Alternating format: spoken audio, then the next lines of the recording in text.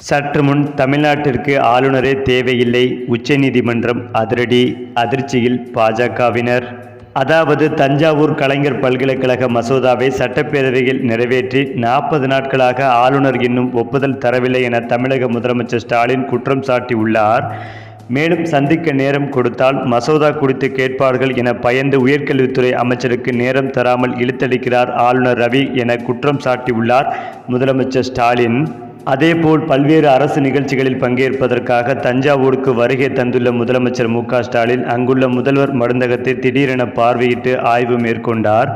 இதனையடுத்துதான் தஞ்சையில் திமுக எம்எல்ஏ துரை சந்திரசேகரன் இல்ல திருமண விழாவில் பங்கேற்ற முதலமைச்சர் ஸ்டாலின் வீர விஜயன் தனுஸ்ரீ இணையர் திருமணத்தை நடத்தி வைத்தார். பின்னர் தஞ்சை அரசு சரபோஜி கல்லூரியில் நடைபெறும் நலத்திட்ட உதவிகள் வழங்கும் விழாவில் கலந்து கொண்டு பேசினார். அப்போது பேசிய முதலமைச்சர் மு.க.ஸ்டாலின் அவர்கள் காவேரியில் தமிழ்நாட்டின் உரிமையை நிலைநாட்டியது திமுக தான், தஞ்சையையும் கலைஞரையும் பிடித்து பார்க்க முடியாது. காவிரி நீரை பெற பல்வேறு நடவடிக்கைகளை எடுத்தவர் கலைஞர் கருணாநிதி. அந்த வரிசையில் நானும் டெல்டாக்காரன் என்ற உணர்வோடு இன்றைக்கு இங்கு வந்திருக்கிறேன். குறிப்பாக மாமன்னன் ராஜராஜன் ஆட்சி செய்த இந்த மண்ணில் சுவாசிக்கும் போதே கம்பீரமாக உணர்கிறேன். விவசாயிகள் மகிழ்ச்சியடைய முக்கிய அறிவிப்பை வெளியிடப் போகிறேன். அந்த வகையில் 82.75 லட்சம் குறுப்பை தொகுப்பு திட்டம் இந்த ஆண்டு அறிவிக்கிறேன். 56,000 விவசாயிகள் குறுப்பை தொகுப்பு திட்டம் வழங்கப்படுகிறது. 36 மாவட்டத்தில் 8 லட்சம் விவசாயிகள் பயனடைவார்கள் என்றார்.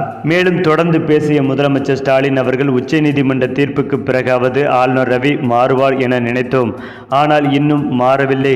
தஞ்சாவூர் கலைஞர் பல்கலைக்கழக மசோதாவை சட்டப்பேரவையில் நிறைவேற்றி 40 நாட்களாக ஆளுநர் இன்னும் ஒப்புதல் தரவில்லை. அதிலும் முக்கியமாக சந்திக்க நேரம் கொடுத்தால் மசோதா குறித்து கேட்பார்கள் என பயந்து உயர்கல்வித்துறை அமைச்சருக்கு நேரம் தராமல் இழுத்தடிக்கிறார். ஆளுநரால் கும்பகோணம் பல்கலைக்கழக அடிக்கல் நாட்டு விழா தாமதமாகிறது என தமிழக முதலமைச்சர் ஸ்டாலின் கடுமையான குற்றம் சாட்டியுள்ளார். மேலும் இந்த நிலையில்தான் உச்சநீதிமன்றத்தின் தீர்ப்புக்கு பிறகும் ஆளுநர் இன்னும் மாறவில்லை. தொடர்ந்து பாஜகவின் கைப்பாவையாகவே செயல்பட்டு வருகிறார். அது மட்டுமில்லாமல் சட்டப்பேரவையில் நிறைவேற்றப்படும் ஒவ்வொரு மசோதாவுக்கும் ஒப்புதல் வாங்க வேண்டுமென்றால் உச்சநீதிமன்றத்தை நாட வேண்டிய சூழ்நிலை இருப்பதால் இதற்கு எப்படியாவது முற்றுப்புள்ளி வைக்க வேண்டும் என்ற நோக்கத்தில்தான் மேலும் ஒரு வழக்கு பதிவு செய்துள்ளார். அதாவது தமிழ்நாட்டிற்கு ஆளுநரே தேவையில்லை என்ற நிலைப்பாட்டை கொண்டு வர வேண்டும் என்று அனைத்து கட்சி முதல்வர்களிடமும் கையெழுத்து ஒப்பந்தம் வாங்கிய பிறகு உச்சநீதிமன்றத்தின் வழக்கை தொடர்ந்து ஆளுநரை மாற்ற வேண்டும், அல்லது ஒரு மாநிலத்திற்கு ஆளுநரே தேவையில்லை என்ற நிலைப்பாட்டிற்கான தீர்ப்பை வழங்க வேண்டும் என்று ஸ்டாலின் கடுமையான உத்தரவு பிறப்பிக்க உள்ளதாகவும் தற்போது தகவல்கள் வெளிவந்து கொண்டிருக்கிறது. சரி, இப்ப நீங்க சொல்லுங்க, தமிழ்நாட்டிற்கு ஆளுநர் தேவையா இல்லையா? இதை பற்றிய உங்களுடைய கருத்துக்களையும் உங்க கமெண்ட்ல சொல்லுங்க. மேலும் இந்த வீடியோ உங்களுக்கு பிடித்திருந்தால் லைக் பண்ணுங்க, ஷேர் பண்ணுங்க, மறக்காம நம்முடைய சேனலை சப்ஸ்கிரைப் பண்ணிக்கங்க.